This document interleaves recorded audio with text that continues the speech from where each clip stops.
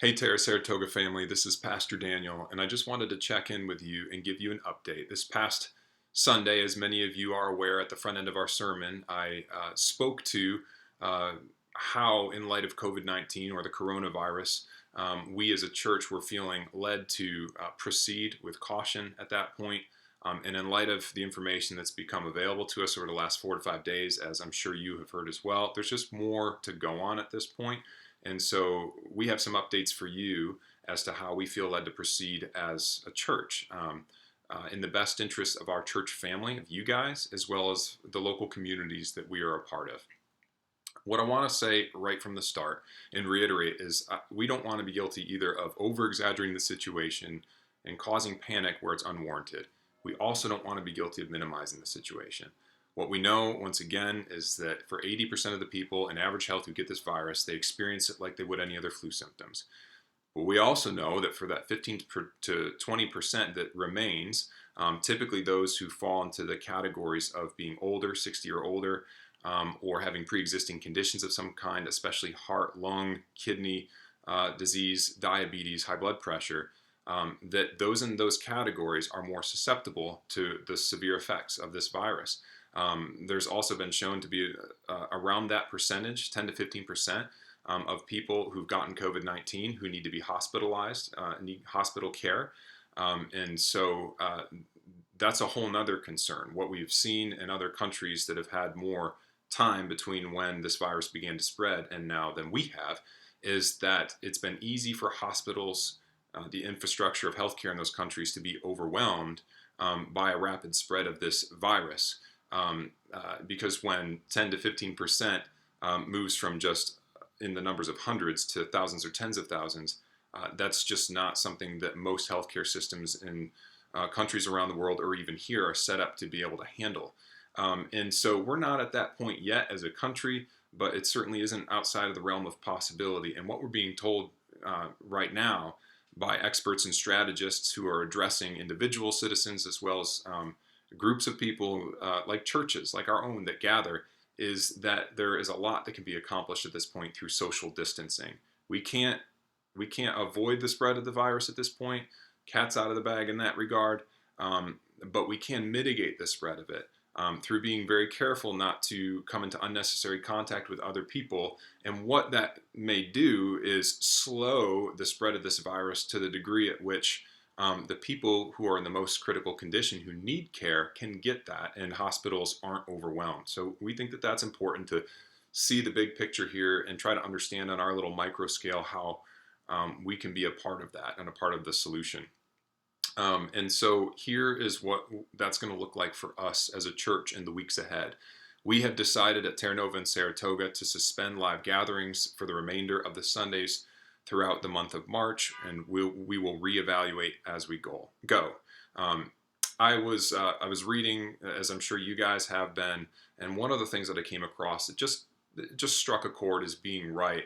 Somebody who's thinking through how the local church, how organizations such as our own should proceed. They said when dealing with things like this, when dealing with a pandemic, the measures that will actually make a difference always need to be taken sooner than we actually think they do. We think that that is true. The nature of a virus like this, of COVID-19, insofar as we understand it, is that there is likely spread happening that we don't know about. We have 3 official cases in Saratoga County, but based upon data we have from other countries, what we understand then is therefore there are probably a lot more unofficial cases that are present around us than the ones that are officially documented. Here's what that means very practically. We as a church don't want to unnecessarily put you at risk, and especially those of you who fall into those categories of being 60 or over or having pre-existing conditions. We don't want to put you at risk until we know more. And even then, we don't want to put you at risk, but you know what I'm saying. And so 2 to 3 weeks from now, I think we're going to have a much better idea as to how this virus works and the extent of the spread in the capital region. And so we feel that it's wise and prudent for us, for the time being, to hold off on in-person gatherings. We also feel, too, not only that sense of responsibility for our own church community, you guys, our church family, we feel that for the local communities that we are in as well. We're in a fairly rare category of being a group of 130 or more that meets as regularly as once a week.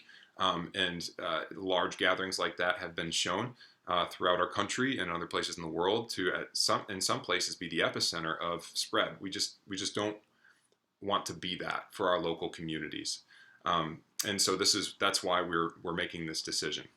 Here's what we recognize is going to be a challenge, bringing this more home to us here at Terra Nova. We recognize that it's going to be a challenge for us to do community and to do church, if you will, under these circumstances of not meeting live and in person on Sundays. But I think that it presents us some opportunities. I think it actually presents us the opportunity to think about church outside of the box we may have created for it. As I'm sure you know, church is so much more than just our Sunday gatherings, and yet sometimes we can functionally live that way.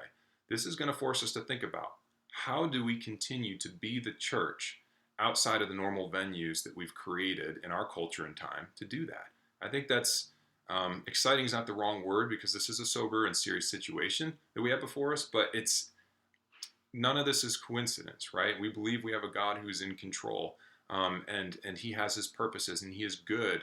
And so we can look to him and even consider the possibility that he may bring the church locally and across our country closer together, creating a depth of community that maybe we've not experienced before, and even a depth of community outside of the church with our neighbors and in our local communities, how we can serve and come alongside them during this time.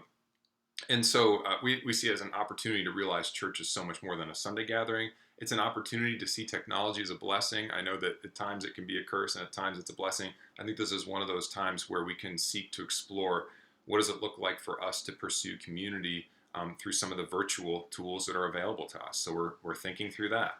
And I think it's an opportunity to appreciate the normal ease with which we have it as a church to be able to gather relatively unhindered by persecution or by things like pandemics, and to hopefully find a renewed sense of gratitude for the luxury we normally have, and to learn to really appreciate that in this time. What I'm trying to say to you is, let's not let this time go to waste, Terra Nova Church. God has his purposes for us in it. Let's not just close our eyes and white knuckle our way through it. Let's keep our eyes open, be prayerful, and consider what God has for us in the midst of this. Very practically, what this is going to look like for us this Sunday and moving forward in March, we're going to have some sort of a video available to you on Sunday mornings that will be a combination of a short devo, some worship, as well as any announcements or updates for you. We're also going to be informing our tribe leaders and working with them on what does it look like in the primary place for community discipleship at Terra for us to move forward in being the church to one another. And we also recognize not everybody who calls Terra home, and that we consider our church family is in a tribe. And so Pastor Matt and myself want to specifically make ourselves available to you. If you have questions, if you have concerns, if you have needs, practical or spiritual, please reach out to us at matt@terranovachurch.org, daniel@terranovachurch.org, and we'll do whatever we can under the unique circumstances we're in to help mobilize our community to help meet those needs. At the end of the day, would you please, along with myself and Pastor Matt, meditate on and remember God is in control. All right, as Joseph said to his brothers when they came to him, what you meant for evil, God meant for good. Listen, what appears to be chaos around us in a world that's broken down, God can and will use for good. And we want to remember that and look to him in the midst of this and see what he has for us and for those around us who he's seeking to reach with the gospel of Jesus Christ. So on behalf of Pastor Matt and myself, I just want to say, guys, the whole reason for this and for these decisions, if you've not heard it through everything I've said, we care about you. We're just trying to make prayerful decisions in light of the circumstances we're finding ourselves in, which are fairly unique, to do the best thing for our congregation, to care for you and to shepherd you well through this time. More updates to come. We love you guys, and we'll talk more soon.